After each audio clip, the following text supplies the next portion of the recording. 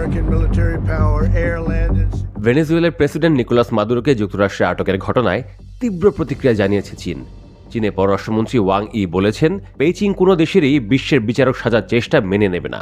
রোববার বেইজিংয়ে পাকিস্তানের পররাষ্ট্রমন্ত্রী ইসহাক দারের সঙ্গে এক বৈঠকে সরাসরি যুক্তরাষ্ট্রের নাম উল্লেখ না করে ভেনেজুয়েলার আকস্মিক পরিস্থিতির কথা তুলে ধরেন ওয়াং ই।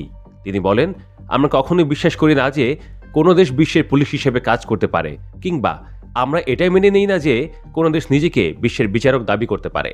চীনের এই শীর্ষ কূটনীতিক আরও বলেন, আন্তর্জাতিক আইনের অধীনে সব দেশের সার্বভৌমত্ব ও নিরাপত্তা পুরোপুরি সুরক্ষিত থাকা উচিত।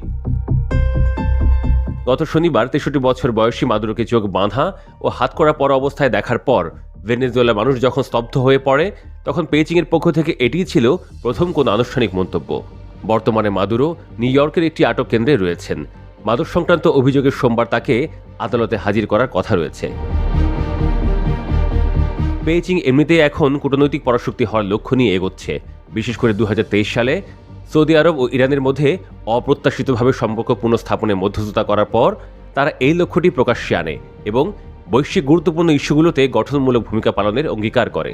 বিশ্লেষকদের মতে, বাণিজ্য আলোচনায় যুক্তরাষ্ট্রের সঙ্গে সমান তালে পাল্লা দেওয়ার সাফল্য চীনের আত্মবিশ্বাস আরও বাড়িয়ে দিয়েছে।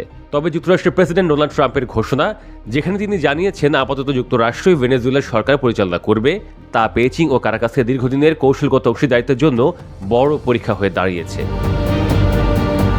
চীন ও ভেনেজুয়েলার মধ্যে প্রায় ৫০ বছরের কূটনৈতিক সম্পর্ক রয়েছে।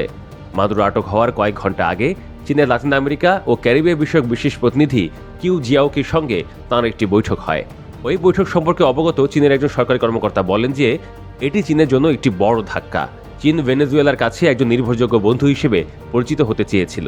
২০১৭ সালে যুক্তরাষ্ট্র ও তার মিত্ররা ভেনেজুয়েলার উপর নিষেধাজ্ঞা জোরদার করার পর থেকে বিশ্বের দ্বিতীয় বৃহত্তম অর্থনীতি চীন দেশটিকে অর্থনৈতিকভাবে টিকিয়ে রাখতে সহায়তা করে আসছে। ২০২৪ সালের সাম্প্রতিক তথ্য অনুযায়ী চীন ভেনেজুয়েলা থেকে প্রায় $১৬০ কোটি মূল্যের পণ্য আমদানি করেছে। চীনের কাস্টমস তথ্যে দেখা যায়, আমদানিকৃত পণ্যের প্রায় অর্ধেকই ছিল অপরিশোধিত তেল। অন্যদিকে চীনের বৈদেশিক কর্পোরেট বিনিয়োগ পর্যবেক্ষণকারী চিন্তক প্রতিষ্ঠান আমেরিকান এন্টারপ্রাইজ ইনস্টিটিউটের তথ্য অনুযায়ী ২০১৮ সালের মধ্যে চীনের রাষ্ট্রায়ত্ত বড় তেল কোম্পানিগুলো ভেনেজুয়েলায় প্রায় $৪৬০ কোটি বিনিয়োগ করেছিল।